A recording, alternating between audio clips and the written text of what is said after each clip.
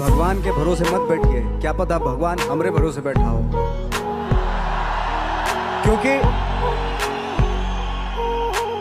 क्योंकि भगवान भी वेट करता है। भगवान वेट करता है, ये खड़ा होके कुछ करेगा तो मैं इसका साथ दूंगा। घर में लेटे लेटे रूम में भगवान भी साथ नहीं देता उसका। जब आप पक्का इरादा करते हैं और घर से निकलते हैं, सोचते हैं वाकई कुछ करना है, तभी भगवान साथ देता है। जो घर में घुसे रहते हैं उनका भगवान कभी साथ नहीं देता। ऐसे जब 20 साल पहले मैं खड़ा हुआ था ऐसे किसी ऑफिस में जाके, तो मुझसे पूछा गया था कि क्या है। किसी डायरेक्टर के असिस्टेंट ने पूछा था क्या है। मैंने कहा एक्टर हैं। बोले दिखने से तो लगते नहीं हो एक्टर हो। तो क्या होता था कि इंडस्ट्री में हमेशा ये चलन था कि एक्टर हीरो जो होता है वो 6 फुट का होता है और गोरा होता है और लंबा चौड़ा बल्ले छल्ले होते हैं। मतलब हम तो बस ऐसे ही चले गए थे, ऐसा समझता था वो। और शिप्रा, मैं ये आपको यकीन दिलाना चाहता हूं इस चीज का कि मेरे खुद के रिश्तेदारों ने भी, जब मैंने उनसे इच्छा जाहिर की कि मैं एक्टर बनना चाहता हूं, तो उन्होंने भी मुझे डीमोरलाइज किया कि पहले शक्ल तो देख ले अपनी। क्योंकि 5 फुट का छोटा पतला दुबला सा आदमी, काला कलूटा, मुझे खुद को पता नहीं था कि इंडस्ट्री में मेरा क्या हाल होगा। बट एक जिद थी और हजारों लाखों, मतलब सालों साल से इंडस्ट्री में सिर्फ यही चलन था कि एक्टर तो, हीरो तो जो है ऐसा होता है। लेकिन इन सब ऑड सिचुएशंस के बावजूद भी गए। लेकिन एक चीज मेरे दिमाग में थी कि जो सब कर रहे हैं वो नहीं करना है, तो अलग क्या करूं, अलग क्या होना चाहिए। उसके लिए ट्रेनिंग की जरूरत थी, जो मैंने नेशनल स्कूल ऑफ ड्रामा में आके ट्रेनिंग ली। 3 साल मैंने एक्टिंग की पढ़ाई की वहां पे, और अपनी क्राफ्ट के बारे में समझा कि एक्चुअली इस पर्सनैलिटी में अगर मैं लोगों को इंप्रेस करना चाहता हूं, उसके लिए एजुकेशन की बहुत जरूरत है। या जो भी आप काम कर रहे हो उसमें क्राफ्ट, उसका एक्सपर्ट होना बहुत जरूरी होता है। ऐसे ही हवा में नहीं कि जैसे पहले होता था, अरे यार तो बहुत खूबसूरत दिखता, फिल्मों में जाके काम करना शुरू कर दे। ऐसा नहीं। किसी चीज को बारीकी से जानना, उसके लिए ट्रेनिंग की, एक्सपर्ट्स की, एक्सपीरियंस की जरूरत होती है। तो मैंने ट्रेनिंग ली नेशनल स्कूल ऑफ ड्रामा से, और 2000 में मैं पहुंच गया मुंबई। मुंबई पहुंचने के बाद जब हम किसी ऑफिस में जाते थे, आई थिंक उससे पहले चलन नहीं था बिल्कुल भी। हम लोग गए, जैसे मैंने बताया कि ऑफिस में खड़े हो के, भाई हम एक्टर हैं, काम दोगे क्या। तो बोले पहले हुलिया तो देख अपना तू।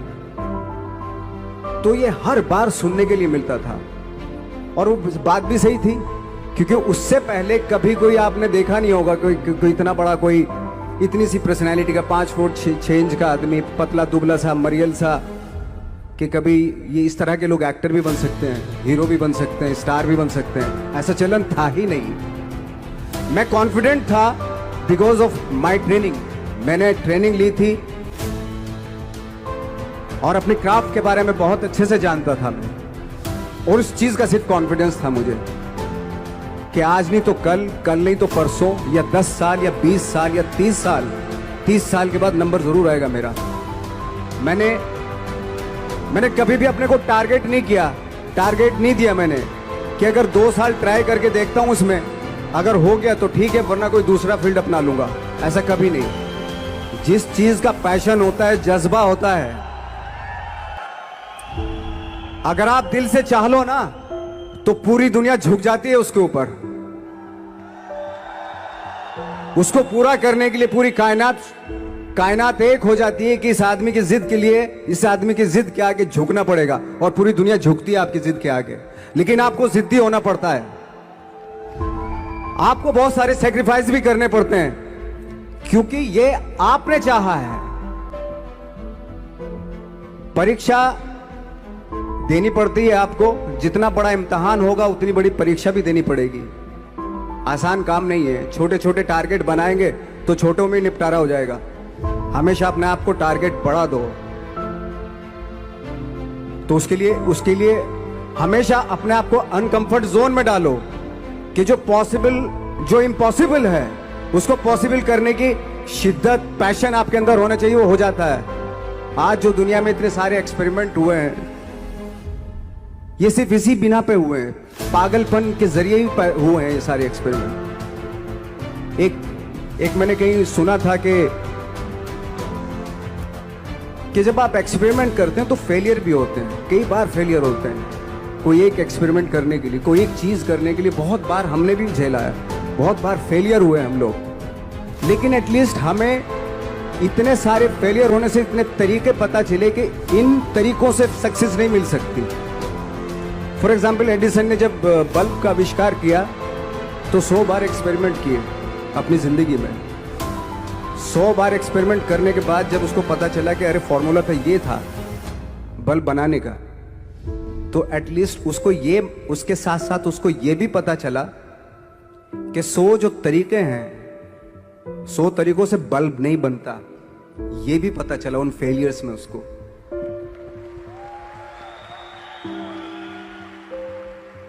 जब हम लोग मुंबई आए तो हमें मालूम था हमारे पास पर्सनैलिटी नहीं है, हमारे पास बैक नहीं है, या हमारे फादर, दादा, परदादा तो फिल्म इंडस्ट्री में है नहीं, हम ही हैं। तो हमें क्या करना चाहिए? इसलिए लोगों के बीच में घुसे रहते थे, आम लोगों के बीच में घुसे रहते थे, उनका एक्सपीरियंस सुनते थे, उनको ऑब्जर्व करते थे।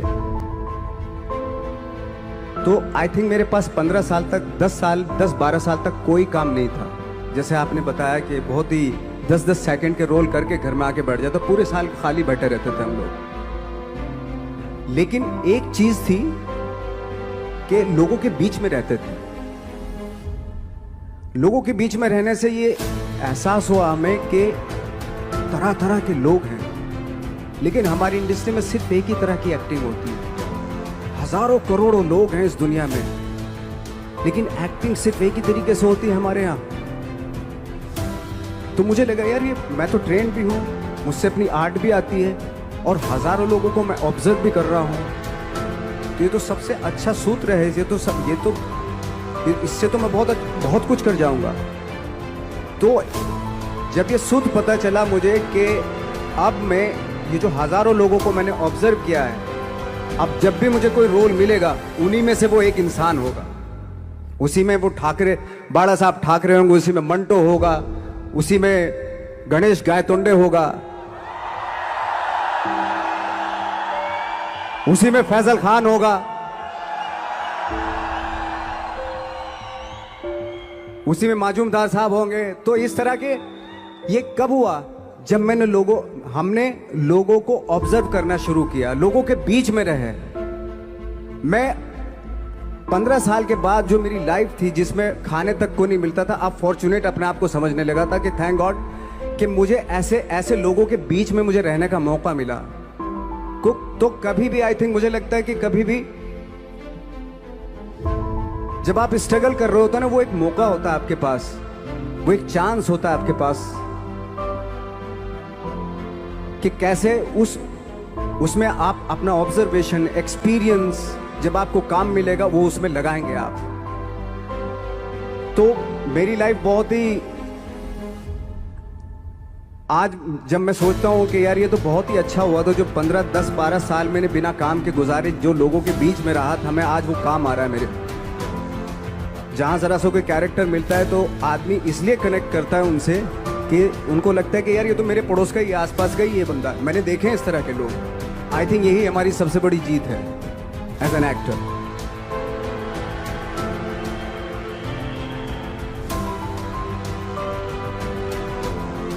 ऑफ कोर्स स्ट्रगल में बहुत सारी चीजें सेक्रीफाइस करनी पड़ती हैं, क्योंकि खुजली आपको हुई है, आप ही को मिटानी पड़ेगी। यू नो, आप जो आप हैं वो आपने बनना चाहा था, और अगर डिसअपॉइंटमेंट आ रहे हैं तो आप तो कंप्लेन भी नहीं कर सकते, क्योंकि आप ही ने चाहा था ये बनना।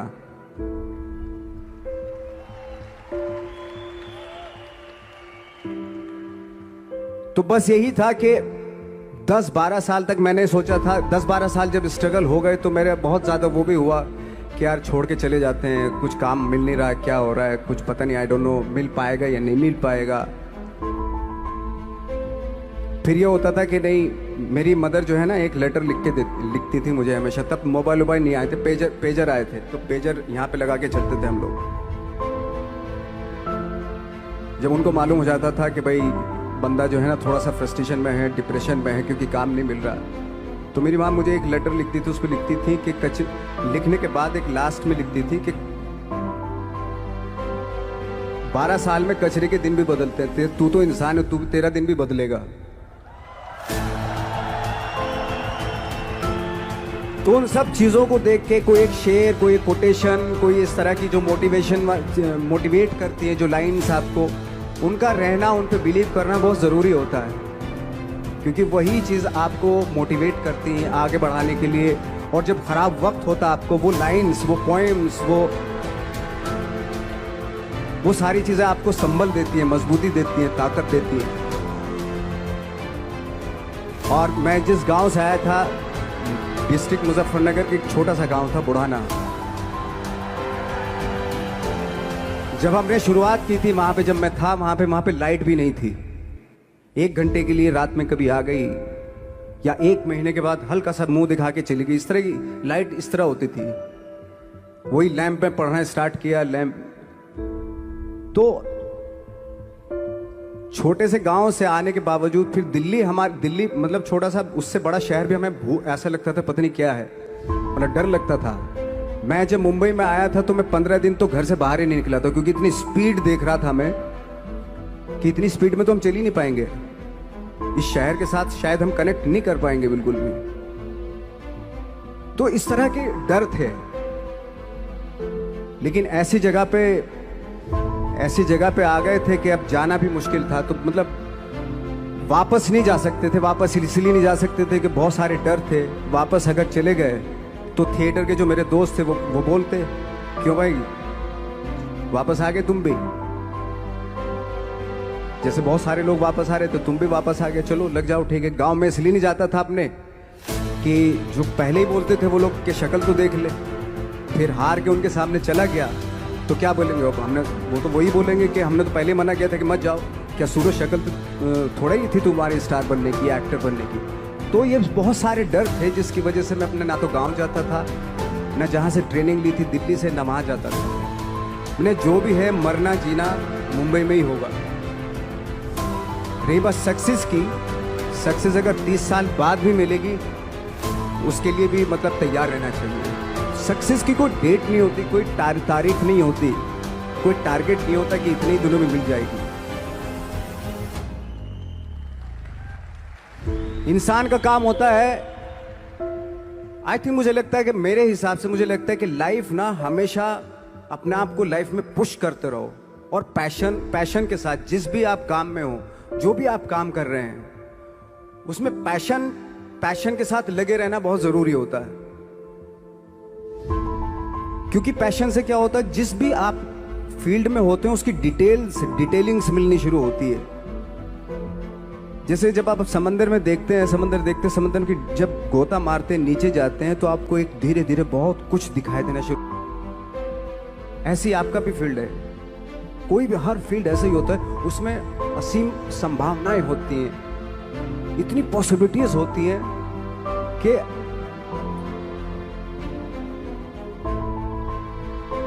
आई थिंक दुनिया का हर काम में इतनी सिर्फ अगर एक दर्जी है पैंट सीता है, 1000 तरीके की पैंट सी सकता है वो, अगर वो चाहे तो।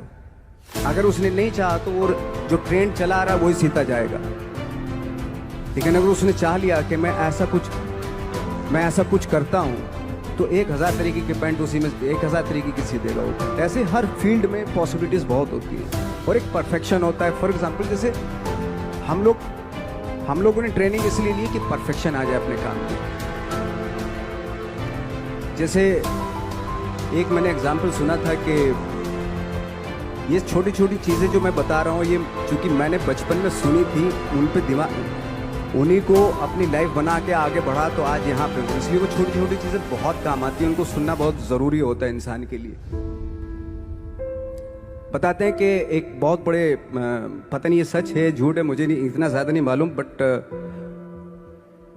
कोई बहुत बड़े इंसान हुए, लेकिन वो पहले मोची थे, जूता सीते थे।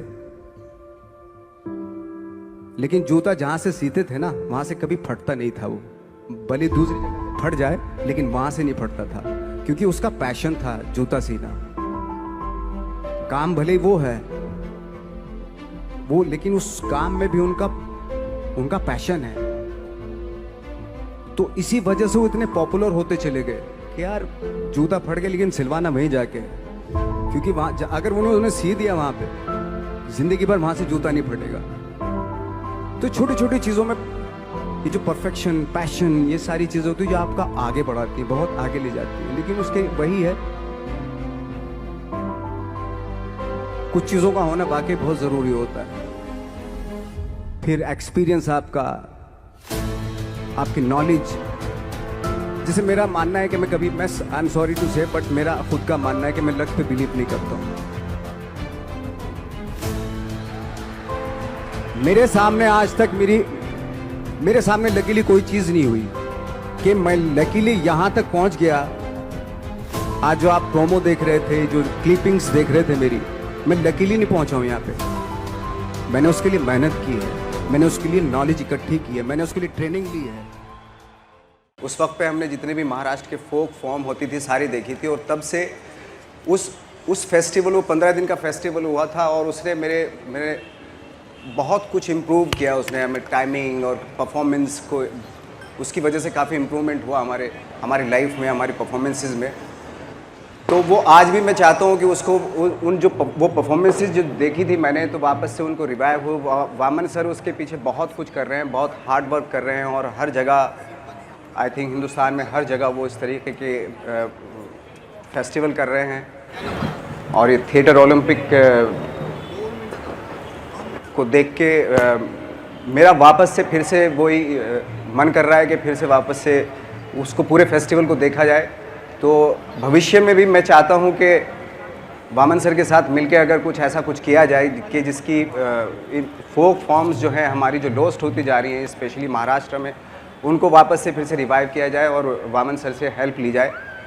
तो मैं यही चाहता हूँ। और रही बात स्पीच सुनाने की, मेरे पास एक 4-5 लाइनें हैं। क्योंकि अभी मैं दूसरे कैरेक्टर में इन हूँ तो मैं इतना ज़्यादा अच्छे से नहीं परफॉर्म कर सकता, बट कोशिश करूँगा। एक प्ले किया था मैंने बहुत पहले दिल्ली में, NSD से पहले, जिसका नाम था महारथी। उसमें कृष्ण की स्पीच है जो दुर्योधन से बोल रहे हैं। तो वो कुछ ऐसी थी कि बहुत 4-5 लाइन है, वही सुना देता हूँ मैं। अभी तक तेरी हर गलती को मैं सोच के माफ़ करता आया हूँ कि तू भी बच्चा, अबोध, नादान और मूर्ख है। लेकिन आज तूने साबित कर दिया कि तू अब बच्चा नहीं बल्कि एक कृतज्ञ, दुराचारी और दम्भी मनुष्य है, जो सत्ता के मद में ये भी भूल गया कि तुझे मनुष्य बनाए किसने। तूने मुझे नहीं जाना, मुझे नहीं पहचाना। मैं कृष्ण हूँ, मैं वो हूँ जिसके प्रेम से पूरा संसार तरसता है और जिसके क्रोध से समस्त ब्रह्मांड कांपता है। मैं जन्म हूँ, मैं ही हूँ, मृत्यु में अनादि हूँ, इसलिए मैं था, मैं हूँ और सदैव रहूँगा। लेकिन याद रख दुर्योधन, मैं हमेशा तेरे काल का मूल रहूँगा। बस यही स्पीच थी। Thank you very much.